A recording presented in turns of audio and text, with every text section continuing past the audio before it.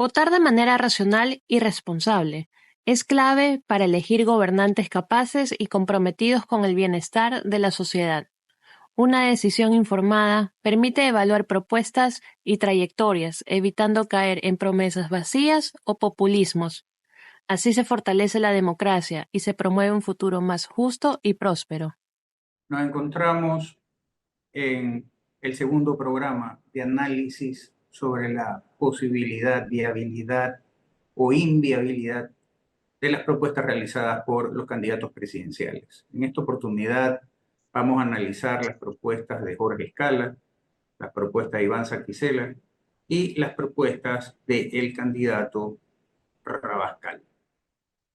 Para eso, como de costumbre, vamos a iniciar viendo la factibilidad de lo legal, constitucional. Para aquello nos va a ayudar el doctor Ecuador Santa Cruz de la Torre. Y de igual manera, para ver la viabilidad o no económica de las propuestas, nos va a ayudar el economista Jorge Morales. Bienvenidos todos. Ecuador. Jorge Escala es conocido por haber sido dirigente de la UNE, evidentemente está identificado con la izquierda, ha sido opuesto a más no poder al tema de la inversión privada y peor aún denominándola en el sector público privatización. Sin embargo, ahora en las diversas intervenciones que ha tenido en diversos medios, es un amante de la inversión privada y de la inversión también o alianza público-privada.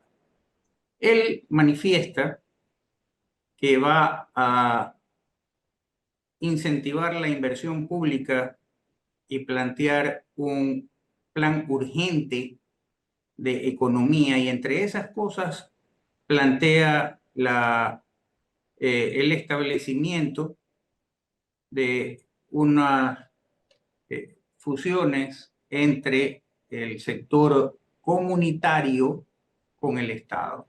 Esto es, la asociación público-privada de la que habla no la ve desde el punto de vista de la persona natural o el empresario, sino a través del comunitario.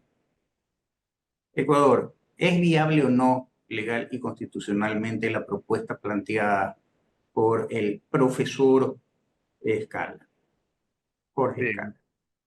buenas noches. A ver, empecemos por el principio otra vez. ¿Cómo arranca este plan de gobierno de Jorge Escala?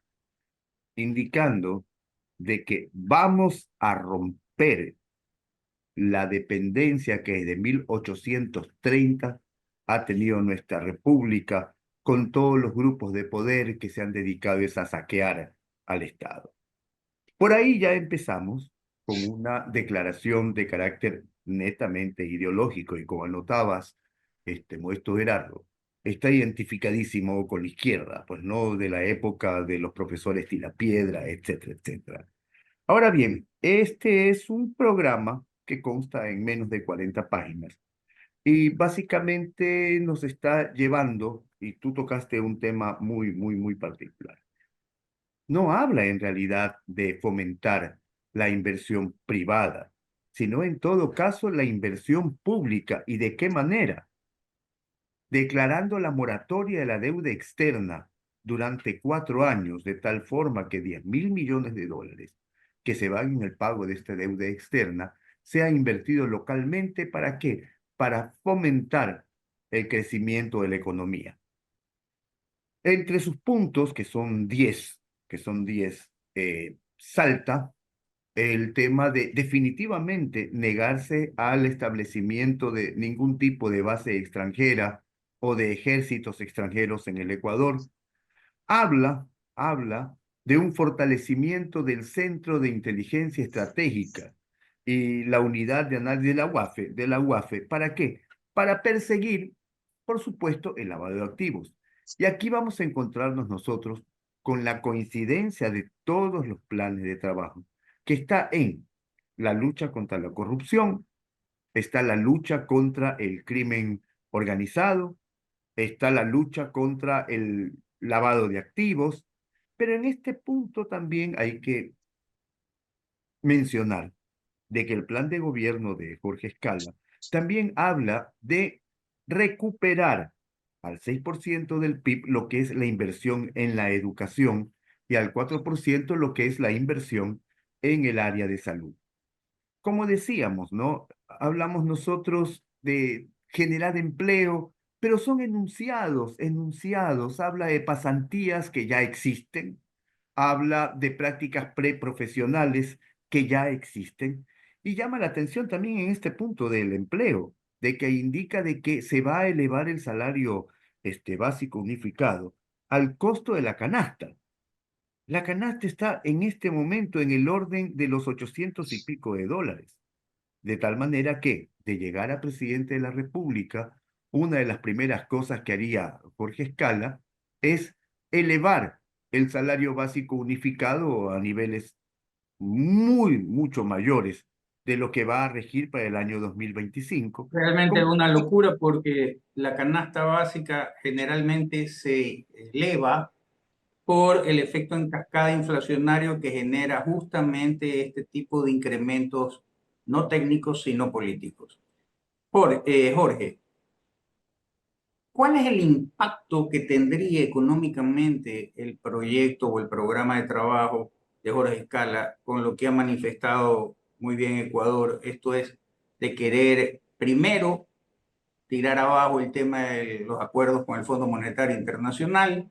Segundo, el tema del incremento en cuanto al tema educativo.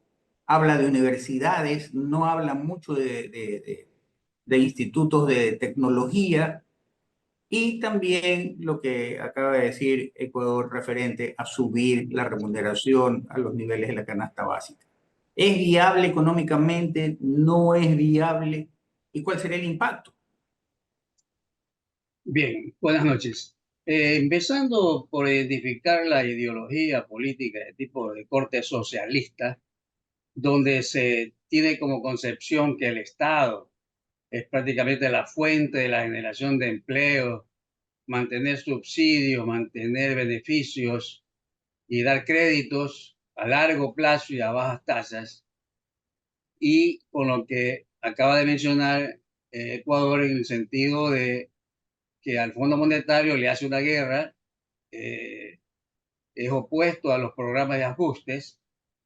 Eh, Realmente el plan en su conjunto, tal como está presentado dentro de sus diferentes actividades que piensan desarrollar, que todas apuntan a incrementar el gasto y a disminuir los tributos, porque también se hablan de reducciones de IVA, se hablan de combatir la evasión tributaria haciendo contribuciones permanentes para los grandes contribuyentes. Entonces, como que no hay una coherencia, más que todo con la realidad. En este momento, por más que quieran obviar al Fondo Monetario, ya el Fondo Monetario con los montos que han sido ya aprobados y que parte de ellos han sido desembolsados, con los últimos 500 millones ofrecidos tal vez para este fin de año. Sin embargo, ese plan ya le dice al Ecuador, al gobierno actual todavía, de que para el año 2025 ya debe pensarse en una reducción de los gastos tributarios en un valor aproximadamente de 2.500 millones de dólares. Eso significa que si ya el presupuesto del Estado, que se encuentra asfixiado con la deuda pública que este año 2024 ya representa del presupuesto general del Estado el 23,8%, es decir, 8.500 millones de dólares es lo que se ha pagado en este año. Si estamos todavía esperando que el Fondo Monetario nos dé una boya, una salvación, que es lo que ha hecho en los dos últimos gobiernos, medio gobierno de Lasso y medio gobierno de Noboa, es realmente fuera de contexto pensar que debo debo incumplir obligaciones con el Fondo Monetario cuando ha sido el prestamista que ha salvado prácticamente para cubrir todo el problema de desajuste fiscal que hemos tenido. Entonces, pensar en una inversión pública sin conseguir créditos es realmente inviable. Siempre se va a necesitar de un financiamiento internacional y los más cercanos son los organismos multilaterales, porque el Estado como está difícilmente va a poder solventar cualquier gasto adicional, cualquier inversión de que se trate de educativo, de salud, de infraestructura, si no cuenta con un financiamiento.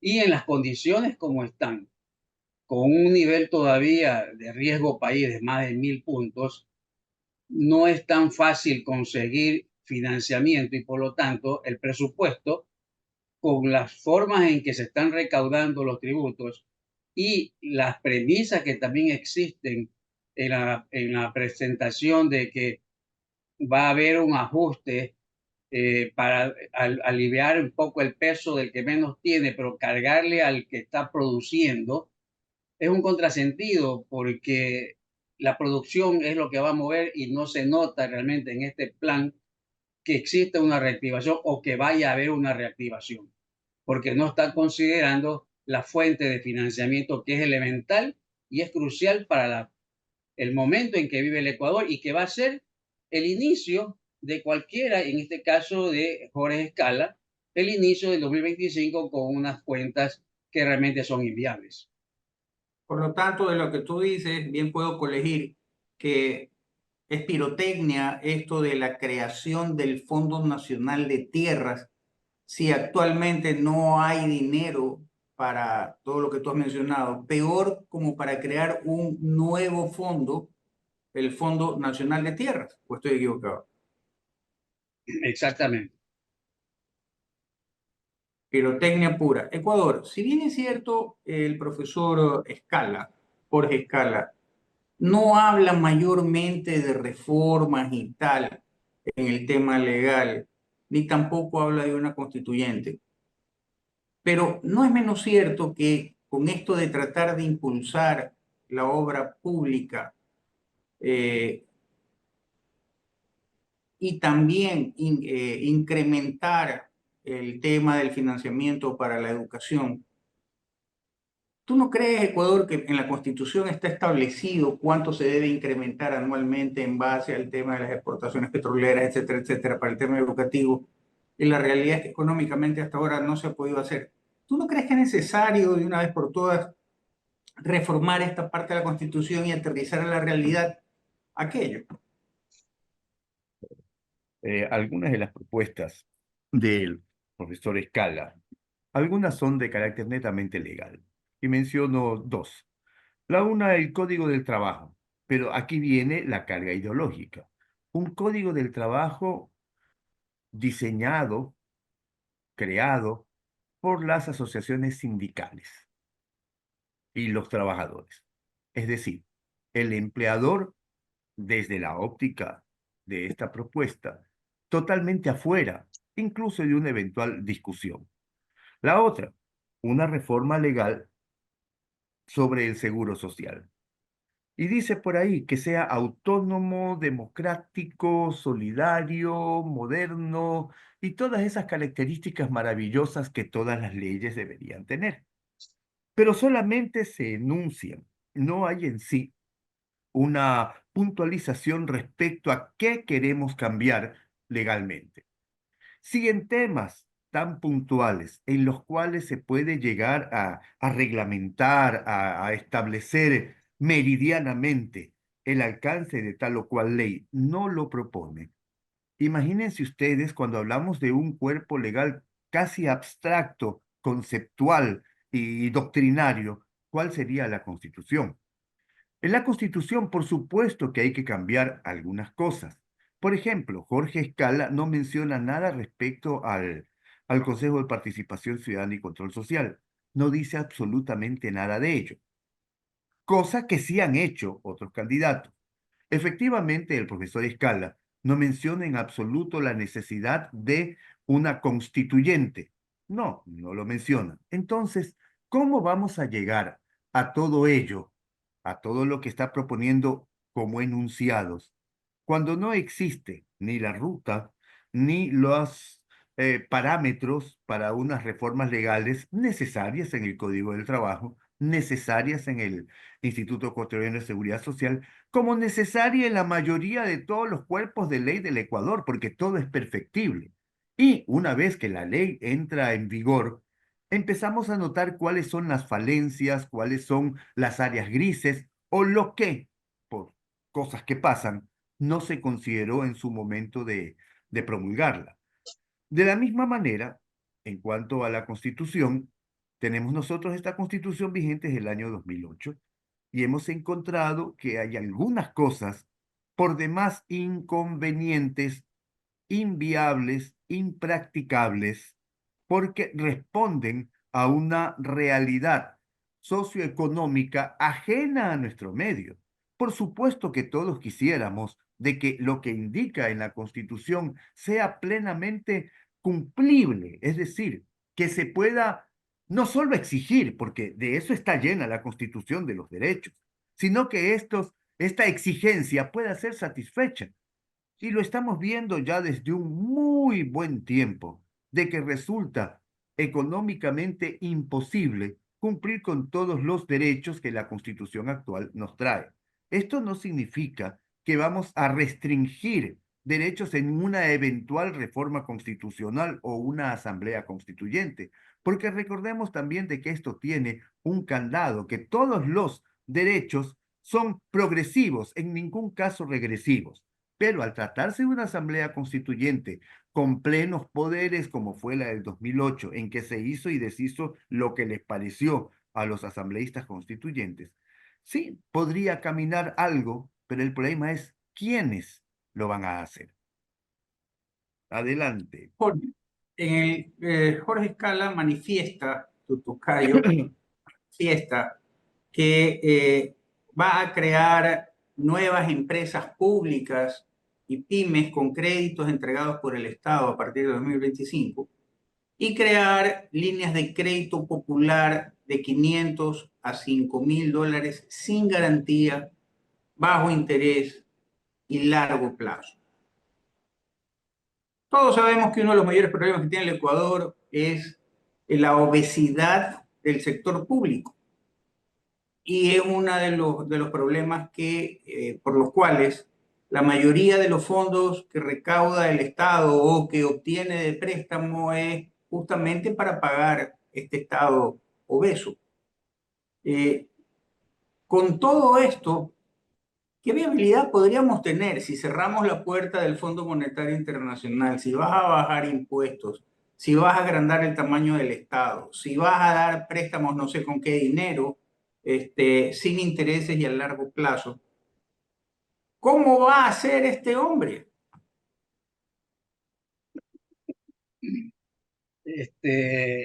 La verdad es que las líneas de crédito para las pymes no necesariamente se debe pensar en que se van a crear nuevas empresas públicas. Ya las empresas públicas están creadas, inclusive han sido cambiadas de nombre.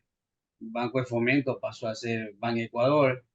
Se pensó hacer una fusión con la CFN para efectos de consolidar toda esa cartera vencida y toda esa carga de provisiones de ser improbable la cobranza de una cartera que se viene arrastrando.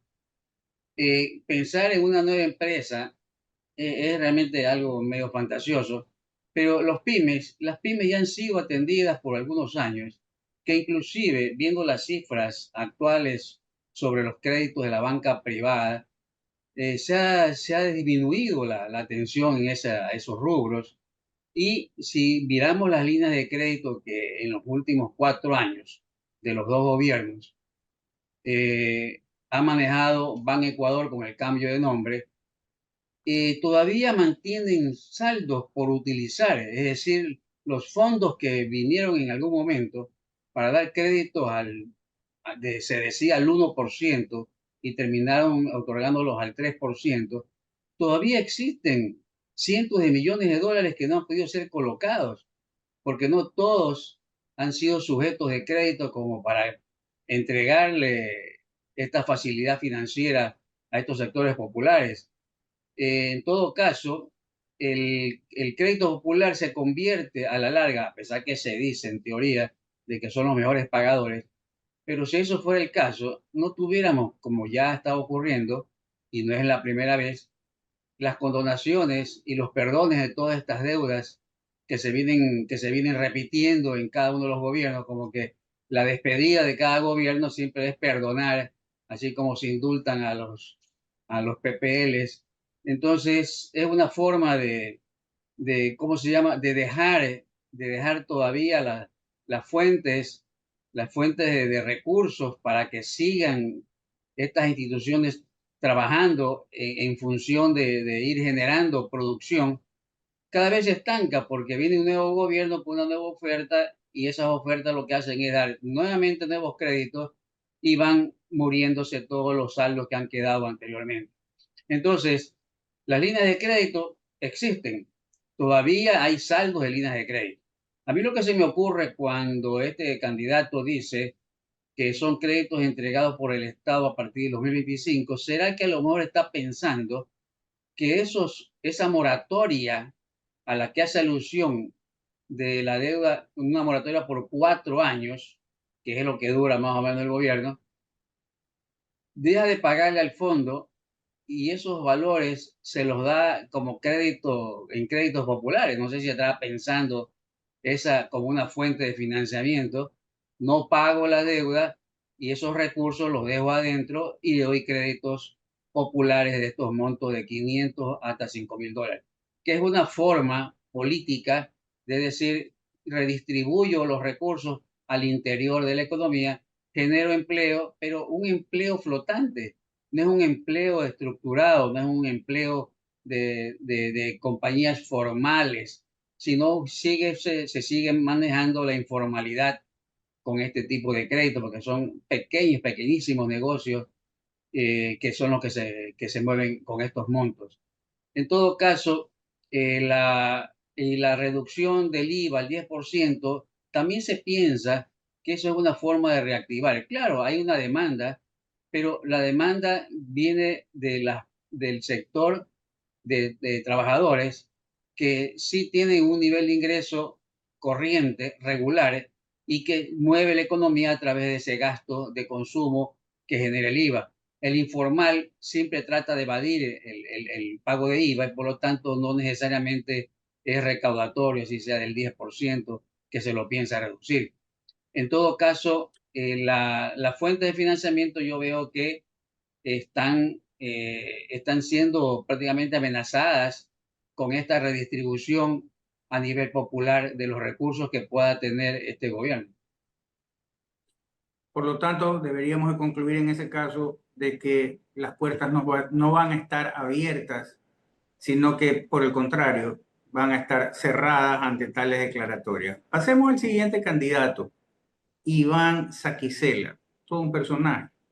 Él manifiesta que va a fomentar la capacidad productiva de la micro, pequeña, mediana y grandes empresas, o sea, todo el mundo. Transformará el Banco de Fomento y la CFN en el Banco de Desarrollo Humano. Conjuntamente con los bancos, acordará políticas para bajar las tasas de interés para inversión y productividad. Creará zonas de desarrollo económico, no sé si se referirá a las zonas francas, pero de desarrollo económico en áreas rurales para brindar incentivos fiscales, Impulsará las alianzas público-privadas y concesiones específicas para impulsar la obra pública en vialidad y generación eléctrica.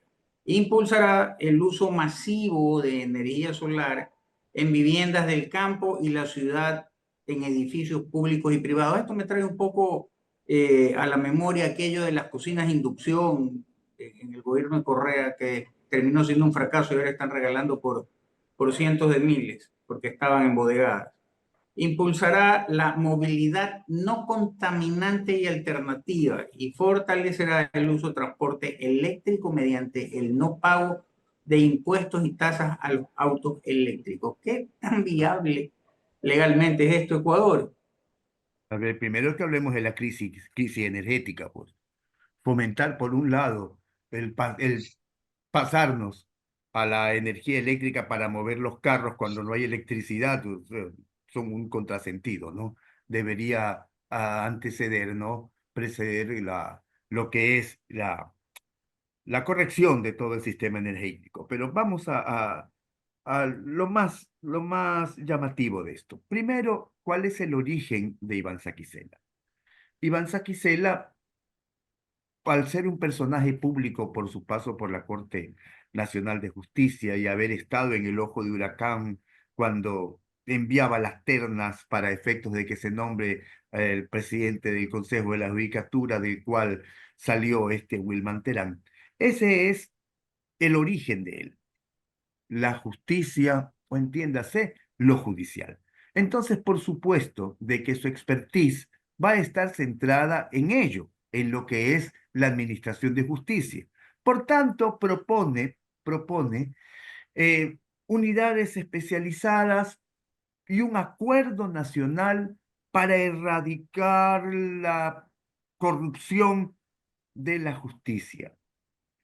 Él proviene de eso y está hablando de que hay que evitar la contaminación del crimen organizado en la función judicial. O sea, es otro contrasentido, ¿verdad? Va a supeditar el Consejo de la Judicatura a la Corte Nacional, aun cuando habla de una nueva Corte Suprema de Justicia. Aquí hay también este es un asunto netamente conceptual.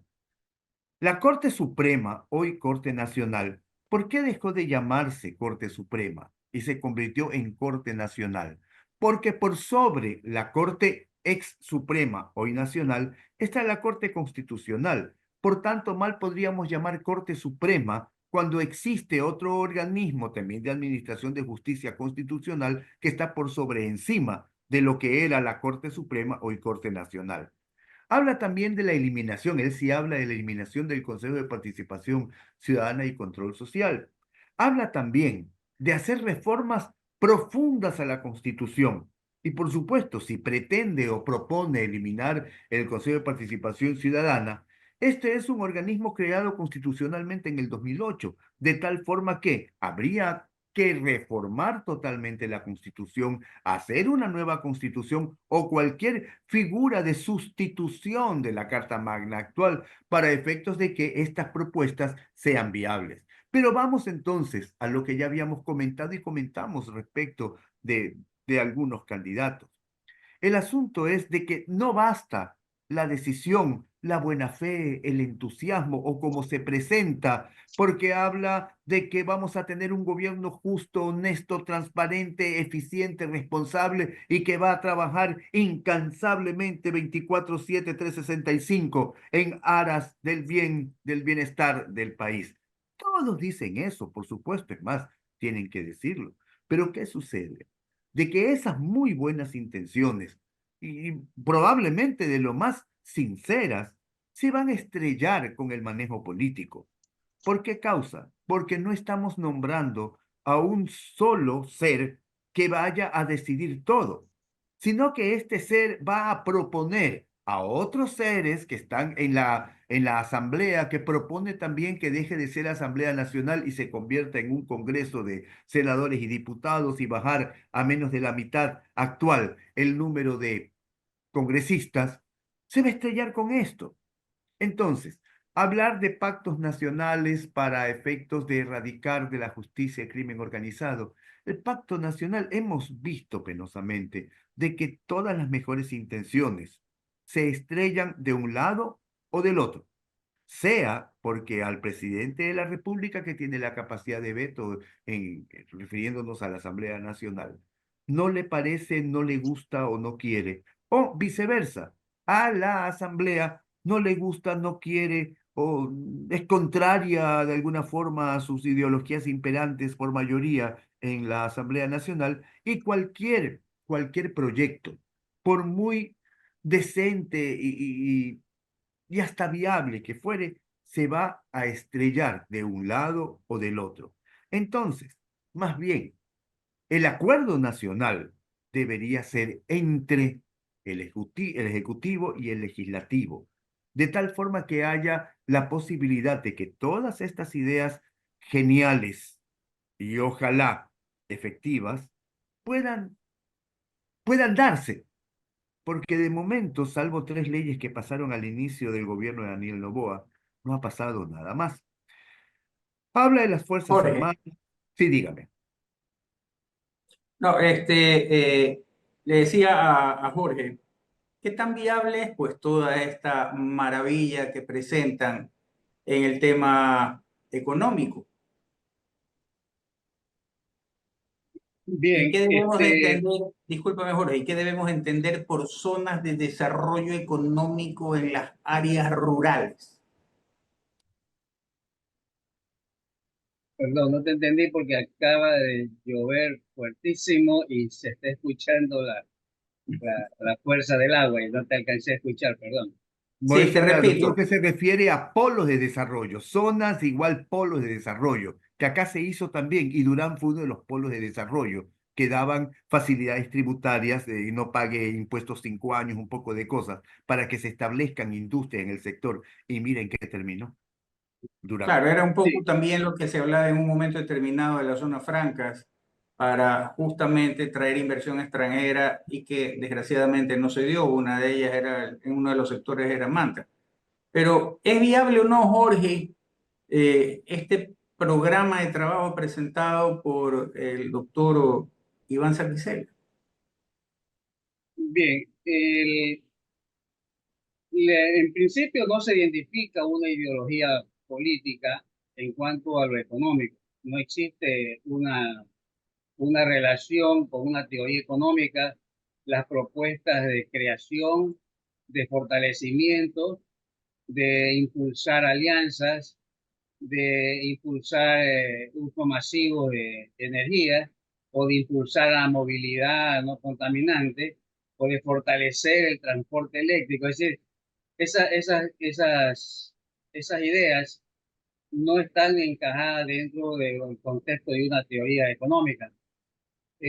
Tal vez de corte popular, se podría decir, por la alianza público-privada que existe en algunos de los puntos. Pero fundamentalmente la transformación de estos dos bancos en bancos de desarrollo humano y con los bancos privados también lograr una baja de la tasa de interés para lograr inversión y así mejorar la productividad. Debo recordarla que ya en el presupuesto actual del gobierno, que suman más de 32.000 millones de dólares, ya existen créditos preferenciales, es decir, estas líneas de crédito ya se vienen realizando y que justamente son ya que se relacionan con el desarrollo urbano, los créditos preferenciales para el desarrollo agrícola, para el aseguramiento agropecuario, para proyectos de dinamizar el sector forestal. Es decir, existe una lista de líneas de créditos preferenciales, que se conoce así según el presupuesto general del Estado, que ya los gobiernos han venido atendiendo y que se han venido incrementando. Por ejemplo, en el año 2022, este valor estaba casi en 3.500 millones de dólares. En el 2023, en 5.100 millones de dólares. Para el año 2024, ya estamos en 7.700 millones de dólares. ¿Y Todo cuál ha este sido el proyecto de resultado? planes, Disculpa que te todo interrumpa, Jorge, pero ¿cuál ha sido el resultado de la implementación de ese sistema? ¿Ha sido positivo? ¿Ha sido negativo?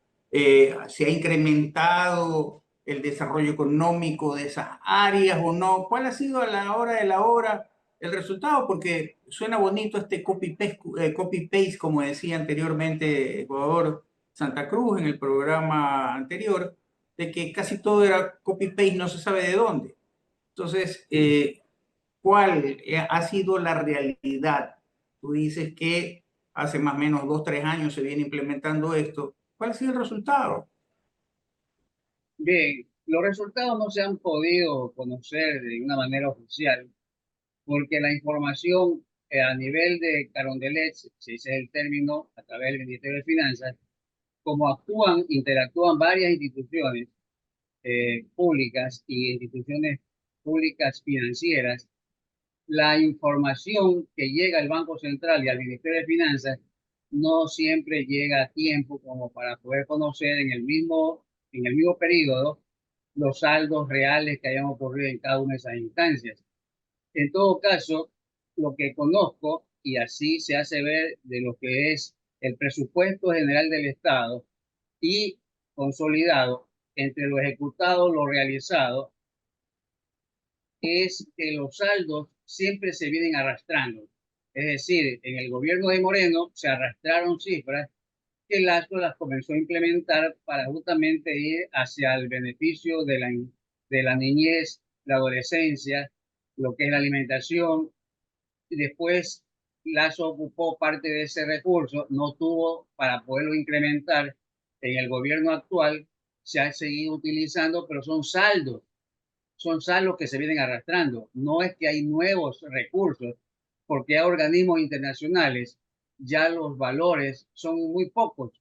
Son valores que se los puede ver inclusive hasta en las noticias, que gobiernos como de Japón, gobiernos como de Alemania, de Francia, son apenas 10 millones de euros, 20 millones de euros, y eso realmente a una cifra de 1.200 millones, que es lo que se da como parte del manejo presupuestario en todas estas ayudas sociales, es bastante pequeño, ¿ya? Entonces, pero esos recursos realmente no sé, mientras el presupuesto general del Estado siga amenazado con las obligaciones de sueldos, obligaciones de subsidios, obligaciones de deuda externa, obligaciones de la deuda interna, va a ser siempre poco lo que va a quedar para seguir ofreciendo estas ayudas y poder atender a estas clases sociales que la necesitan porque es la más desposeída. Pero no veo que hay herramientas sólidas que hagan ver en este candidato que promueva realmente una reactivación económica y más aún del empleo. Y el empleo, las cifras de hoy estamos viendo, según las noticias, que ha bajado casi 300.000 nuevos desempleos en lo que va de este año, y el desempleo también ha crecido a 5.900.000 personas. Y inclusive las personas que trabajan empleadas regularmente con todos los beneficios afiliadas al seguro, también está sobre los 2.915.000. Es decir, ya estamos por debajo de los 3 millones de empleados que estaban regularmente afiliados al Seguro Social. Es decir, el esquema, el esquema social, el esquema presupuestario, el esquema de financiamiento, no lo veo plasmado en este programa. Ecuador, tú has hablado de que todo depende de que tanto el Ejecutivo como el Legislativo, así como pasó en un principio el gobierno de Daniel Noboa, tengan entendimientos. Y eso depende mucho de la empatía o apatía que existan, no te digo que ideológicamente, pero sí en cuanto a los intereses de los dueños de los partidos, de los movimientos. El programa de trabajo presentado por Iván Saquicela, con todo lo que tú has manifestado como antecedente, el tema de la corrupción, en la justicia, etcétera, etcétera. No obstante que suena contradictorio, dice que se predica con el ejemplo, y aquí desgraciadamente el ejemplo dice todo lo contrario de lo que está manifestado en blanco y negro. El papel aguanta todo. ¿Tú crees que el proyecto o el programa de trabajo de Iván Saquicela estaría en la posibilidad de generar empatías para la gobernabilidad? ¿O simple y llanamente son cantos de sirena y juego pirotécnico ahora que estamos cerca del fin de año? Son 36 o 38 páginas. Las hemos revisado. No, yo no creo que levante ninguna pasión ese tipo de enunciados. Esa propuesta de rebajar el número de asambleístas, volverlos diputados o senadores a menos de la mitad de lo actual, creo que no le conviene a ninguna fuerza política, porque nosotros sabemos, porque lo hemos visto, lo hemos vivido y hasta lo hemos sufrido, de que esa es la manera como también se ejerce el poder. Entonces, como indicabas, los dueños de los partidos políticos, pero dueños quizás suena muy de Hacienda, ¿no? Hablemos de los líderes de los partidos políticos, muy difícilmente van a acordar el perder espacios de poder. Definitivamente, no lo van a aceptar. Es más, nosotros vemos de que, dado el padrón electoral, para el próximo año, para estas elecciones de febrero, se va a incrementar el número de asambleístas. Es decir, iríamos contra la corriente poblacional en el evento de que se quiera bajar a 60 o 70 diputados, asambleístas y convertirlos en senadores y diputados. No creo que un programa así, aparte de los cuestionamientos mil que puede tener el origen de Iván Saquicela como candidato a la presidencia, y peor aún siendo presidente, ¿no? Porque las cosas se llegan a saber y esperemos de que la buena fortuna nos dé vida y conciencia suficiente para ver caer demostradamente a todos los ídolos de barro que han desfilado en las distintas elecciones y han llegado a puestos estelares con capacidad de decisión. Entonces, un acuerdo, democracia sí que es. No tiene unas bases importantes, no las tiene. Nosotros sabemos, cuando suene medio molestoso reconocer, de que base solamente actualmente tiene un partido, solamente un partido, que es el voto duro de cuántas veces se ha hablado de ello.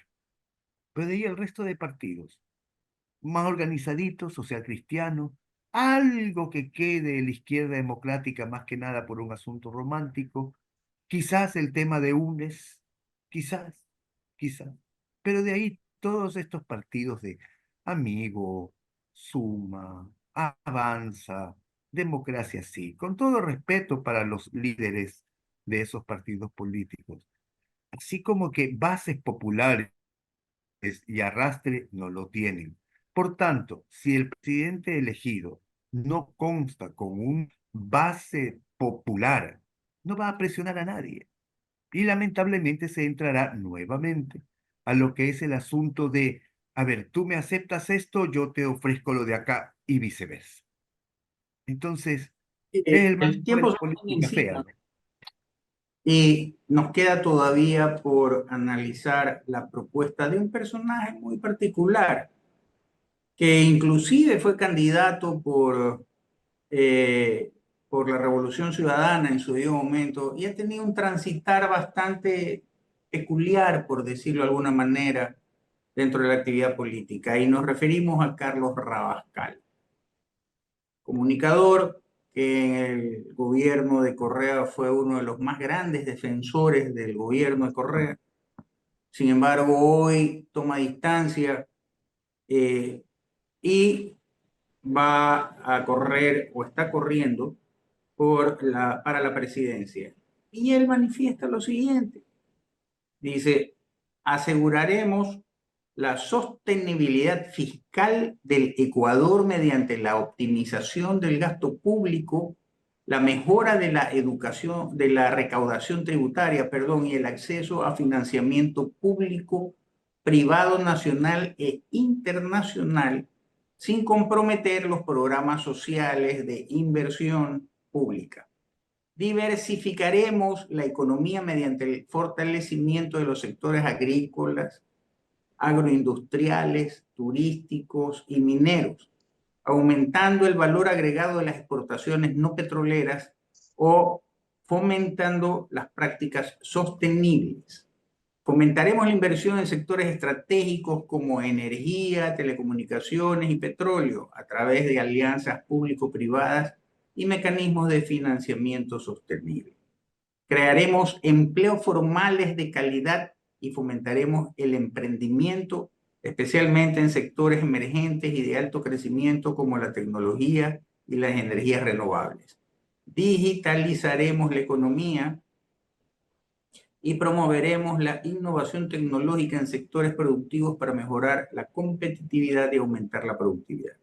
Impulsaremos la transición hacia una economía verde y circular que promueva el uso eficiente de los recursos, reduzca los desechos y minimice el impacto ambiental de la producción y el consumo. Transformaremos el sector rural y agropecuario de Ecuador en un motor de desarrollo económico sostenible e incluso mediante la implementación de la política integrales que mejoren la productividad, promuevan la innovación tecnológica, fortalezcan la asociatividad y el cooperativismo.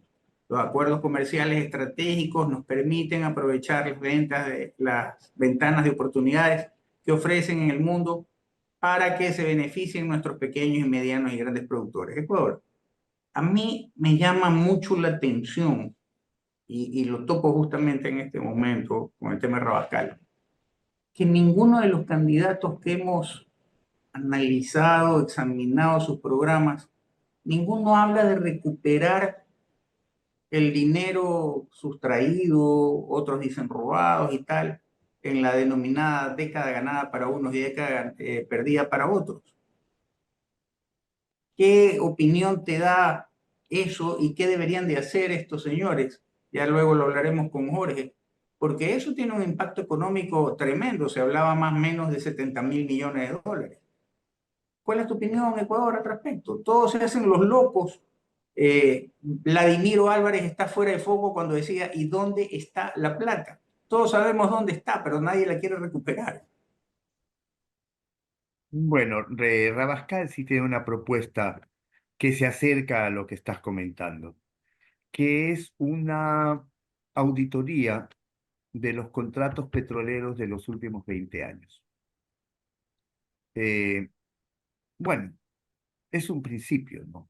Es un principio, pero sí llama la atención el hecho de tener unos planes de trabajo que todos, tal como lo comentamos, apuntan a la lucha contra la corrupción, lavado de activos, etcétera, etcétera. Pero recordemos también de que se vuelve muy, muy, muy difícil, sino imposible, incluir en un plan de trabajo una dedicatoria al San Benito de la década perdida a la década ganada. ¿Por qué? Porque esto es motivo de escrutinio público, de tal forma de que si no recupera, ha incumplido su plan de trabajo y por ende eso constituye una causal de revocatoria del mandato. Pero al igual que los otros candidatos, Carlos Rabascal también menciona el pacto nacional. Nuevamente vamos al pacto nacional en cual todas las fuerzas, el ejecutivo, asamblea, industriales, trabajadores, profesores, estudiantes, todo eso que constan en las canciones de marcha, ¿no? Todos estos tienen que aunar, eh, perdón, tienen que despojarse de sus intereses de grupo o particularísimos para efectos de que se pueda dar ciertamente un pacto nacional. ¿Un pacto nacional hacia dónde? Un pacto nacional que vaya al asunto de la lucha contra la corrupción. Básicamente eso, la lucha contra la corrupción. Y ahí es donde entraría lo que tú comentabas hace un momentito, de que ninguno habla de recuperemos la plata. Pero bueno, podríamos inferir que dentro de la lucha contra la corrupción se encuentran todas las acciones encaminadas a sancionar y a recuperar los dineros que algunos muy alegremente también hablan de 70.000 millones de dólares. Bueno, eso a mí me parece escalofriante porque en los inicios de los cuestionamientos a los negocios que hicieron algunos que pasaron por este y otros gobiernos, perdón, por el anterior gobierno, y que en una de esas también están en el gobierno actual, no lo sabemos. Llegar a establecer 70.000 millones de dólares me parece muy arriesgado porque realmente no hay ningún parámetro como para poder establecer que esa es la cantidad. Pero nos estamos saliendo un poquito del marco del plan de trabajo de Carlos Rabascal. Insisto, hasta el cansancio, todos estos planes de trabajo, a excepción de aquellos que tienen un sesgo ideológico clarísimo, como fue el tema del plan propuesto por el profesor Escala, todos se parecen, todos tienen exactamente los mismos términos, algunos ayudados por la inteligencia natural, otros por inteligencia artificial, pero en definitiva tienen que plantear lo mismo porque eso es lo que efectivamente va a aliviar los problemas de la sociedad. Y aquí un puntito solamente como referente. Carlos Rabascal efectivamente fue candidato con Andrés Arauz, perdieron. Muchas personas, eh, ante las exposiciones públicas del candidato Arauz y las de Rabascal, indicaban de que se equivocaron, que la fórmula debía haber sido al revés, Rabascal de presidente y Arauz de vicepresidente. Luego de ello, sí, hubo un distanciamiento, pongamos tierra de por medio con el correísmo, porque parece ser de que él pretendió también ser candidato ahora sí a presidente por la Revolución Ciudadana y resulta que se escogió a la señora Luisa González. Y aquí se da cuando hablabas de un paso medio, medio extraño en los pasillos políticos, de que la misma izquierda, los dirigentes de la izquierda democrática cuestionaron haber invitado a Rabascal para que sea candidato por la izquierda democrática. Es más, fueron a denunciar aquello ante, ante el Consejo Nacional Electoral y Contencioso Electoral, bueno, no les fue nada bien, pero eso por supuesto que ha mermado muchísimo en las posibilidades ciertas de Carlos Rabascal. De ahí, ¿cuánto podríamos decir que se puede aplicar de todo esto? Volvemos al mundo de las reformas legales y muy probablemente de reformas constitucionales. Pero hasta ahí, porque ya no hay más que hablar de toda esta gente. Jorge, en lo económico, este glosario de maravillas, ¿es viable o no? ¿Y cuánto le costaría al pueblo en este sentido? Mira que acá Rabascal no habla de pelearse con el Fondo Monetario Internacional, no habla para nada de aquello. No le cierra las puertas a ningún medio de financiamiento. Si bien es cierto, él viene de la empresa privada, él trabajó durante algún tiempo en el tema de los seguros, más allá de haber sido comunicador y tal, pero ¿qué tan viable es? Porque acuérdate que hemos tenido algunos encantadores de serpientes que a la hora de la hora, en la práctica, no duraron ni 6 meses en el poder, claro, con distinto tono y distinta participación. Pero ¿qué posibilidades hay de que sea viable económicamente lo que propone el candidato Carlos Rabascal? Bien, hay algunos temas que aparentemente podrían y se podrían dar, pero a mí lo que me llama la atención es en la declaración principal de las acciones a implementar en su plan en lo que es lo económico, en el eje económico, es que manifiesta que estas políticas enunciadas están orientadas a fortalecer el papel del Estado, a la vez que se reconoce la importancia de un mercado regulado que fomente el crecimiento, la innovación y la equidad. Entonces, con ese Enunciado. enunciado, la lista de objetivos a desarrollar en este plan prácticamente como que evade la responsabilidad de la coparticipación con el sector privado, porque casi no se menciona mucho, porque habla de fortalecer a los sectores agrícolas, turísticos, habla de optimizar el gasto público. Aparentemente resulta que puede ser que esté pensando en reducir el tamaño del Estado, que no lo dice, ¿ya? La mejora de la recaudación tributaria, que puede ser que esté y va de la mano con la transformación del sector rural y agropecuario.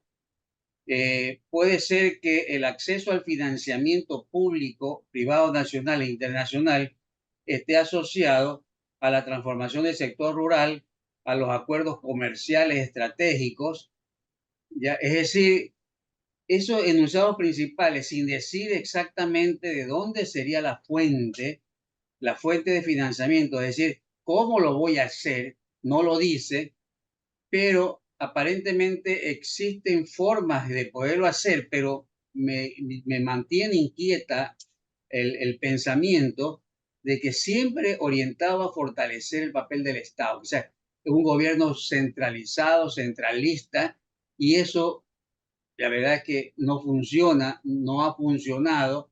Ha habido intentos por quererlo en los últimos gobiernos, por querer eh, desbancar esa forma de gobernar, y no dice hacia dónde voy a ir, porque tampoco habla de una reactivación. Siempre habla de la optimización, el fortalecimiento, fomentaremos, crearemos, transformaremos, pero no dice nada sobre la reactivación económica, es decir, cuáles son las variables que voy a utilizar para generar empleo, cómo vamos a mejorar lo que existe actualmente, porque lo dice en algún momento que aumentando el valor agregado de las exportaciones no petroleras, fomentaremos prácticas sostenibles. ¿Qué significa prácticas sostenibles? Es decir, será medidas conciliatorias o medidas de crecimiento, o simplemente no lo dice.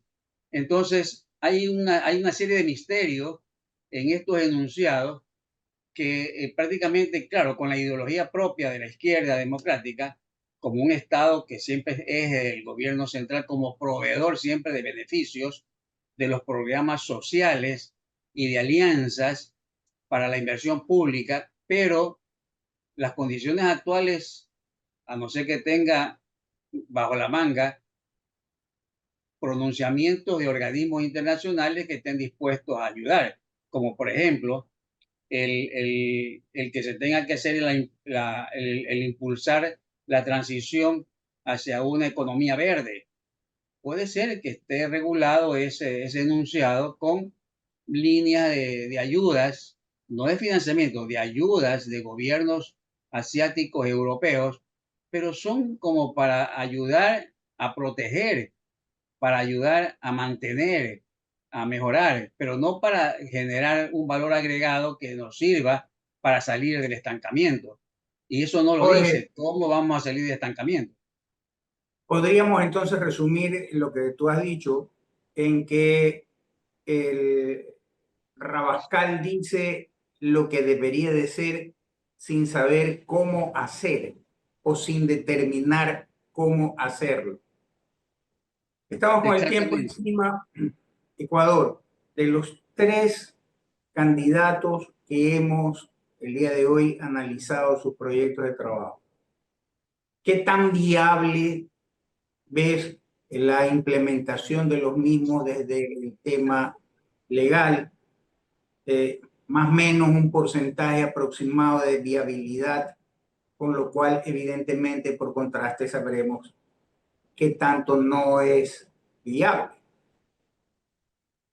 Bueno, en realidad, eh, esa viabilidad, como indicamos y comentamos en el programa anterior y también lo comentó Jorge muy sesudamente, el hecho es de que no depende únicamente del presidente. De tal forma que la posibilidad de que tal o cual propuesta en su plan de trabajo sea o no sea viable, depende de la situación y de la coyuntura política.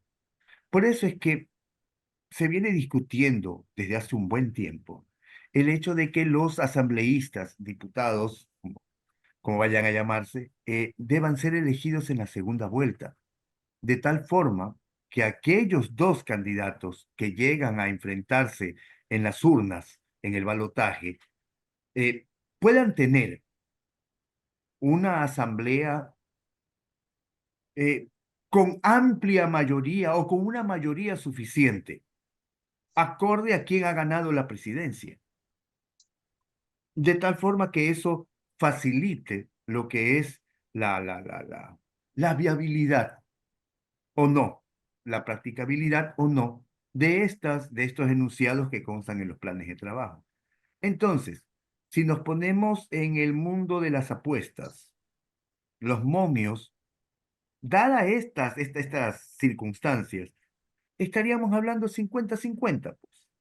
Porque decir que le ponemos un 10%, bueno, a ver, lo de Jorge Escala, como tiene esa carga antiimperialista y todo eso que incluso está como ya medio pasado de moda, hablemos de moda política, ¿no?